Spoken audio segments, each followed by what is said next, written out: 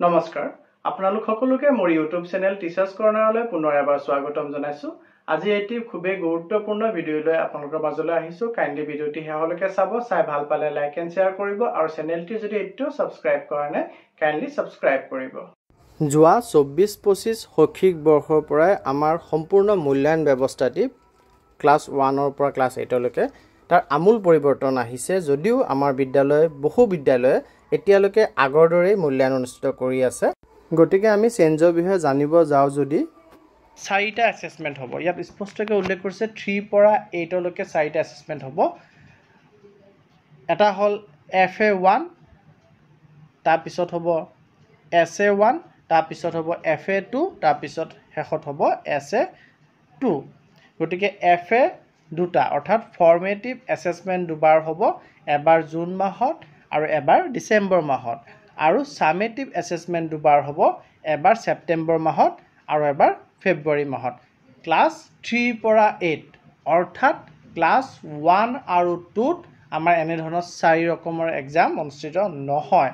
তেওঁলোকৰ কাৰণে summative assessment নাই তেওঁলোকে অকল ফৰ্মেটিভ এসেসমেন্ট হে দিব আৰু সামেটিভ এসেসমেন্ট আৰু ফৰ্মেটিভ এসেসমেন্টৰ মাজত সিলেবাসৰ ডিফাৰেন্স আছে ফৰ্মেটিভ এসেসমেন্ট 1 আমাৰ জুন মাহত অনুষ্ঠিত হ'ব 50 নম্বৰৰ কাৰণে অনুষ্ঠিত হ'ব আৰু সিলেবাস কভাৰ কৰিব এপ্ৰিল মে জুনৰ সিলেবাস সামেটিভ এসেসমেন্ট 1 অনুষ্ঠিত হ'ব সেপ্টেম্বৰ মাহত 100 নম্বৰৰ পৰীক্ষা অনুষ্ঠিত হ'ব 100 নম্বৰৰ কাৰণে এসেসমেন্টটো ল'ব লাগিব আৰু কোৰ্স কভাৰ কৰিব এপ্ৰিলৰ পৰা সেপ্টেম্বৰলৈকে তাৰ পিছত ডিসেম্বৰ মাহত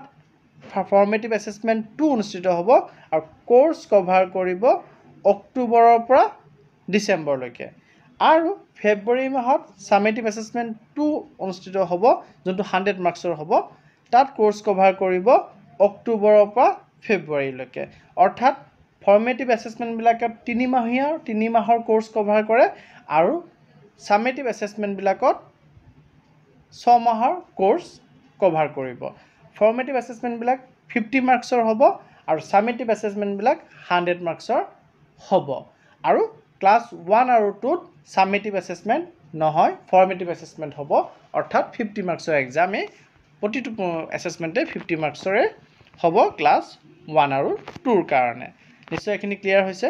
তাৰ পিছত আহক ক্লাছ 5 আৰু 8 ৰ ক্ষেত্ৰত এটি পৰিৱৰ্তন আনা হৈছে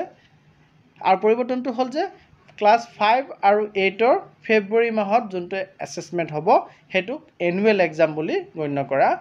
হ'ব 5 আৰু 8 ত এনুৱেল এক্সাম অনুষ্ঠিত হ'ব আৰু এই এনুৱেল এক্সামৰ বেলেগ ক্লাছ কিটাৰ লগত ডিফাৰেন্স এটো হ'ব যে বেলেগ ক্লাছ বিলাকত সামেটিভ এসেসমেন্ট 2 অনুষ্ঠিত হ'ব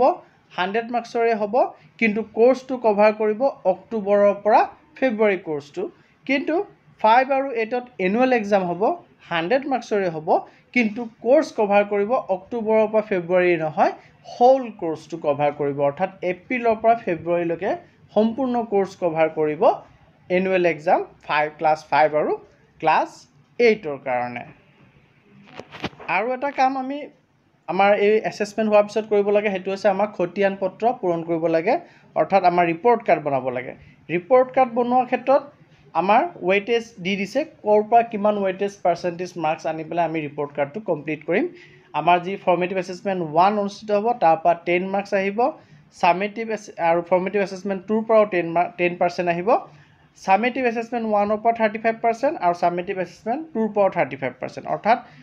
ফৰ্মেটিভ এসেসমেন্টৰ পৰা দুবাৰত 10% কে 20% আৰু সামেটিভ এসেসমেন্টৰ পৰা দুবাৰত 35% কে 70% So total হল 90% আৰু গুণোৎসৱৰ পৰা 10% ওয়েটেজ আমি ল'ব লাগিব আমাৰ যেটো ৰিপৰ্ট কাৰ্ড ছাত্ৰ ছাত্ৰীসকলৰ কাৰণে বনাম তাত আমি 10% গুণোৎসৱৰ পৰা দিব লাগিব আৰু এটা ইম্পৰ্টেন্ট কথা আমাৰ যোৱা বছৰ পৰা গম পাইছো আমি এনুৱেল এক্সাম যত হ'ব ক্লাছ 5 আৰু 8 ত তাত আমাৰ হোল্ডিং বেক অফ ষ্টুডেন্ট অপচনটো আছে অৰ্থাৎ সেই শ্ৰেণীত ছাত্ৰ ছাত্ৰীসকলক ৰখাই দিব পৰা অপচনটো আছে ইয়াৰ ওপৰত ডিটেইলছ ভিডিও এটা মোৰ আগতেও বনাই থোৱা আছে এই হোল্ডিং বেক যোন নটিফিকেশনটো 1 নৱেম্বৰ 2022 ত প্ৰকাশ পাইছিলে আৰু আমি ক্লাছ 5 আৰু 8 ৰ ক্ষেত্ৰত ছাত্ৰ ছাত্ৰীসকলক যোনটো প্ৰথম সামেটিভ এছেছমেণ্টত তেওঁলোকে বহিব তাতে তেওঁলোকক আমি যেখিনি তেওঁলোকৰ ৰিমিডিয়েল প্ৰয়োজন হ'ব তেওঁলোকৰ যিখিনি লাৰ্ণিং গেপ আমি পাম সেইখিনি আমি ৰেগুলাৰ বেচিছত তেওঁলোকক আমি ৰিমিডিয়েল দি পেলাই সেইখিনি দূৰ কৰিবৰ কাৰণে চেষ্টা কৰিম আৰু যদি সেই চেষ্টা কৰাৰ পাছতো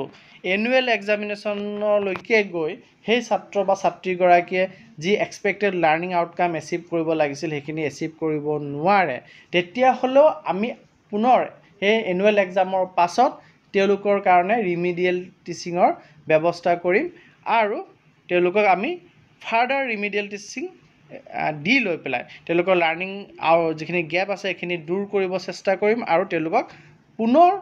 এক্সামিনেশ্যনত বহিবলৈ দিয়া হ'ব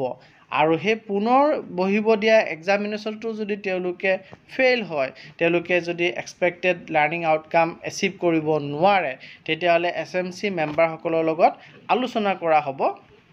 আৰু লগতে তেওঁলোকৰ পেৰেণ্টছসকলৰ লগত আলোচনা কৰি পেলাই তেওঁলোকক সেই শ্ৰেণীত 5 আৰু 8তে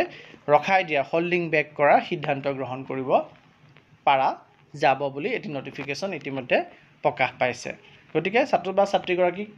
তেওঁলোকৰ লাৰ্ণিং আউটকাম এচিভ কৰাবৰ কাৰণে শিক্ষক বা শিক্ষয়িত্ৰীগৰাকীয়ে যিমান দূৰ সম্ভৱ চেষ্টা কৰিব কিন্তু তাৰ পিছতো যদি পুনৰ চেষ্টা কৰাৰ পাছতো পুনৰ সুবিধা দিয়াৰ পাছতো যদি